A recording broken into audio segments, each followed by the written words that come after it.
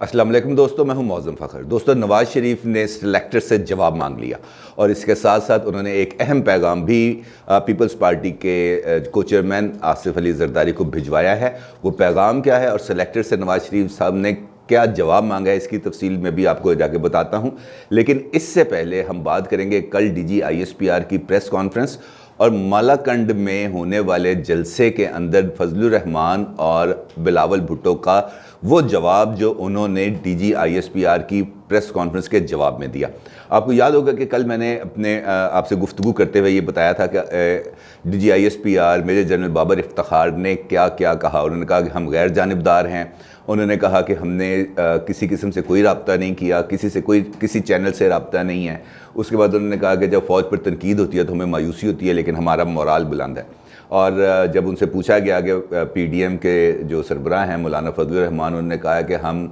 Long मार्च लेके पिंडी आएंगे, तो उन्होंने कहा कि जनाब पिंडी आएँ, अगरचे पिंडी आने की कोई वजह तो नहीं बनती, लेकिन अगर वो आएंगे तो उनको चाय पानी पिलाएंगे, इसके अलावा हम क्या कह सकते हैं। तो इन तमाम बातों का जवाब PDM की क़यादत ने कल PDM के प्लेटफॉर्म से मालाकंड में दिया।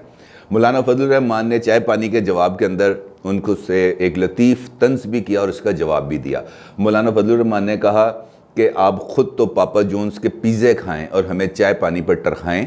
ये मेहमान नवाजी नहीं, ये ज़्यादती है। तो इस एक जुमले के अंदर ही बहुत गहराई है और अगर इसको हम इस पर गौर करें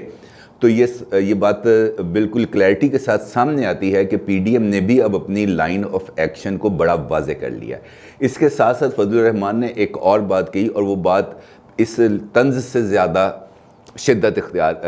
शदीद है। उनका ये कहना था कि मुल्क में आज भी बिलवास्ता तौर पर मार्शल लॉ नाफिज है। इसका मतलब ये है कि वो ये समझते हैं, आज भी उसी शिद्दत से ये बात को तस्लीम करते हैं कि इमरान खान के पसे पर्दा जो कुव्वत कारफरमा है वो इस्टेब्लिशमेंट है, यानी फ़ौज है, और वो इमरान खान की हुकूमत को फ़ौज से अलग करके नहीं देखते। और कल तो उन्होंने बाज़ाब्ता तौर पे ये कह दिया कि हम GHQ के दरवाजे तक भी जाएंगे। यानी कि अब जो हालात, जो सिचुएशन डेवलप हो रही है, इसके अंदर मुझे इमरान खान की निस्बत ज़्यादा अटैक अब इस्टेब्लिशमेंट पर होता नज़र आ रहा है PDM की क़यादत की तरफ से। और इसके साथ साथ बिलावल ने भी अपनी तकरीर की, बहुत अच्छा पावर शो था कल मालाकंड के अंदर, बड़ी जोशो खरोश था, लोग भी अच्छी खासी तादाद में मौजूद थे। और बिलावल ने फिर वही बात की, उसने कहा कि कठपुतली हुकूमत नामंजूर। अब कठपुतली का लफ्ज़ जब हम इस्तेमाल करते हैं तो बात वही है जो फजलुर रहमान साहब ने की। फजलुर रहमान ने बिल्कुल डायरेक्ट एक बात कर दी और बिलावल ने कठपुतली का नाम लेकर इसका जिक्र कर दिया और सादर ने कहा कि ये तब्दीली से तो अब लोग तंग आ गए हैं और हमारे तो जान छुड़वाएं इस तब्दीली से, और इस तब्दीली से अब लोग आजिज़ आ चुके हैं। अगर हम गौर करें, अगर चीज़ों को हम देखें जो गुज़िश्ता चंद दिन के अंदर आई हैं, तो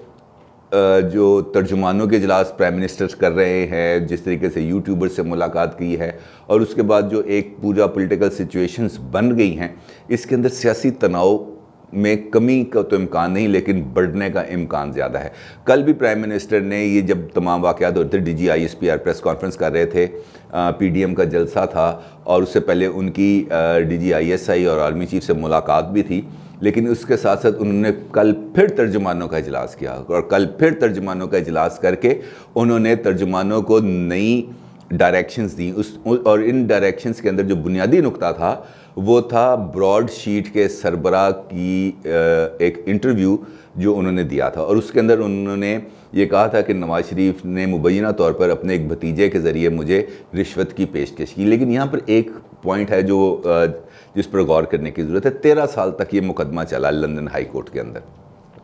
और 13 साल के अंदर इस हवाले से कोई भी बात सामने नहीं आ सकी कि नवाज़ शरीफ ने उनको ब्राइब करने की पेशकश की। और अगर उन्होंने उनको ब्राइब किया था तो उनको हाई कोर्ट में बताना चाहिए था कि जनाब ये चीज़ें आई थी मेरे सामने, नवाज़ शरीफ के ये असासे निकले, लिहाजा मैंने इस पर कार्रवाई की, हमने इस पर कार्रवाई की और मुझे ये ब्राइब की पेशकश हुई, ताकि इस मामले को भी वहीं पे लंदन हाई कोर्ट में सेटल कर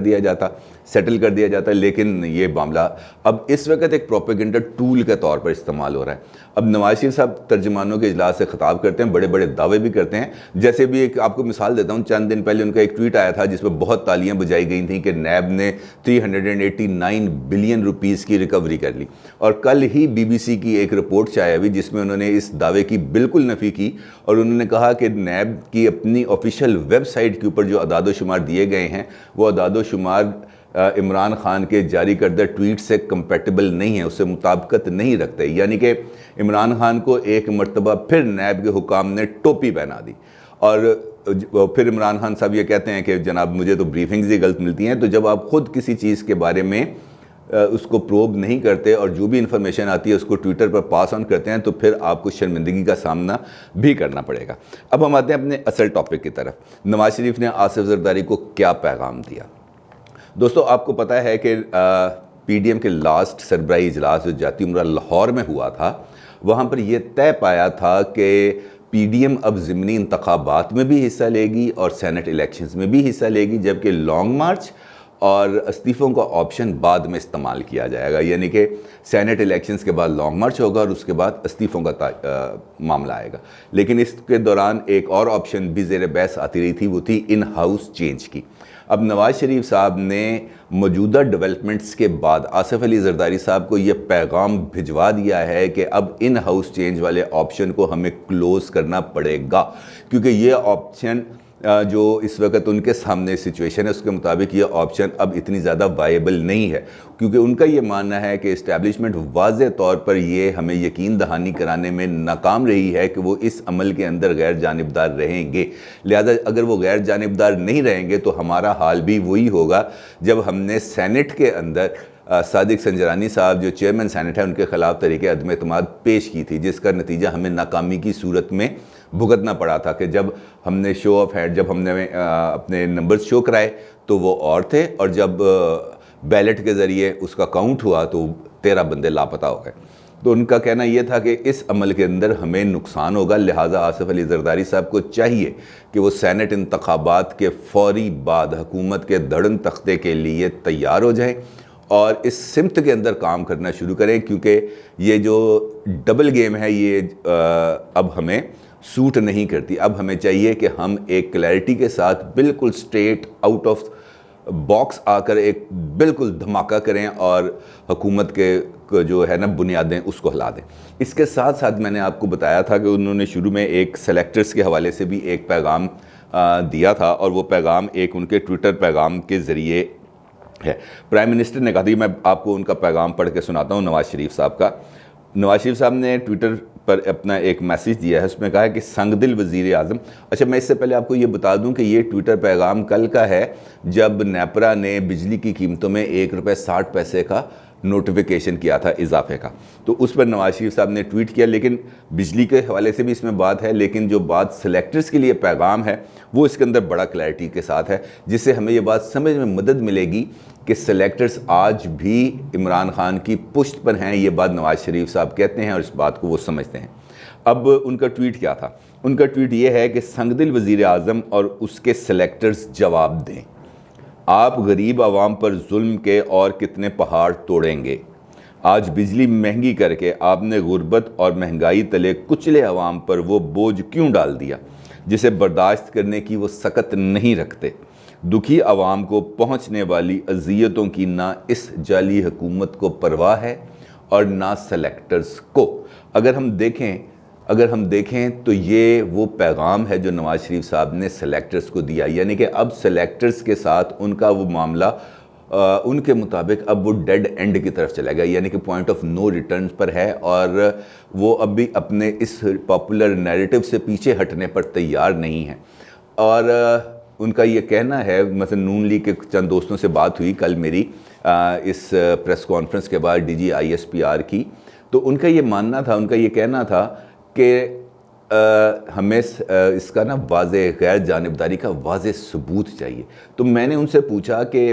اب یہ ایسا تو نہیں ہے کہ ایک پریس ریلیز DG ISPR جاری کر دے کہ جناب فوج آج کے بعد بالکل غیر جانبدار ہے اور سیاسی عمل سے اپنے آپ کو لا تعلق کرتی ہے, کیونکہ اگر وہ ایسا کرے گی تو وہ بالواسطہ طور پر یہ بات کو تسلیم کر لے گی کہ وہ سیاسی عمل کا حصہ ہے, اور یہ کسی بھی ادارے کے لیے یہ بات کو تسلیم کرنا سامنے آ کر ان فرنٹ آف پیپل کہ جناب میں غیر جانبدار ہوں بڑا مشکل کام ہوتا ہے. لیکن اس کے جواب میں ان کا یہ کہنا تھا کہ اشفاق پرویز کیانی صاحب جب آرمی چیف تھے تو انہوں نے بھی ایک ایسا ہی اقدام کیا تھا, اور انہوں نے ایک میمو جاری کیا تھا، آفیشیل میمو، اور اس کے اندر انہوں نے یہ کہا تھا کہ فوج اور I S I in particular سیاسی معاملات سے خود کو دور کرے، اور ہم نے دیکھا کہ اس سارے پروسیس کے اندر، اس سارے ٹائم کے اندر جس حوالے سے وہ میمو جاری کیا گیا تھا الیکشنز کے حوالے سے، اس کے اندر آئی ایس آئی نے اور فوج نے خود کو سیاسی عمل سے الگ کیا، لہٰذا ایسا ہی کوئی سالڈ ایویڈنس موجودہ فوجی قیادت کو بھی دینا چاہیے۔ اب فوجی قیادت اس معاملے میں کیا سوچتی ہے کیا نہیں، اس کا تو معاملہ بالکل الگ ہے، لیکن ایک بات تو طے ہے کہ حالات جس طرف جا رہے ہیں یہ اب زیادہ خطرناک سمت کے اندر جاتے ہوئے نظر آ رہے ہیں، کیونکہ یہ اب ایک واضح ٹکراؤ کی کیفیت ہے اگر یہ ایکسیلریٹ کرتا ہے معاملہ یہاں سے آگے، کیونکہ فوج اور پی ڈی ایم کی قیادت یعنی کہ اپوزیشن اور لوگ اگر آمنے سامنے آ جاتے ہیں تو پھر یہ زیادہ خطرناک سچویشن ڈیولپ ہوگی، اور اللہ نہ کرے ایسی کوئی سچویشن آئے۔ سینس کو پریویل کرنا چاہیے، لوگوں کے لیے کوئی راستہ تلاش کرنا چاہیے، اور ابھی یہ راستہ میرا خیال ہے کہ حکومت اور اپوزیشن کو نہیں، اسٹیبلشمنٹ کو چاہیے کہ وہ راستہ تلاش کرے، وہ اپنے آپ کو کس طرح پیچھے کرے گی اور کس طرح سیاسی عمل کو آگے بڑھنے کا موقع دے گی، یہ کرنا اس وقت سب سے امپورٹنٹ ہے اور ملک کے لیے ضروری ہے۔ اپنی رائے کا ضرور اظہار کیجیے گا۔ آپ کا بہت شکریہ۔ اللہ حافظ۔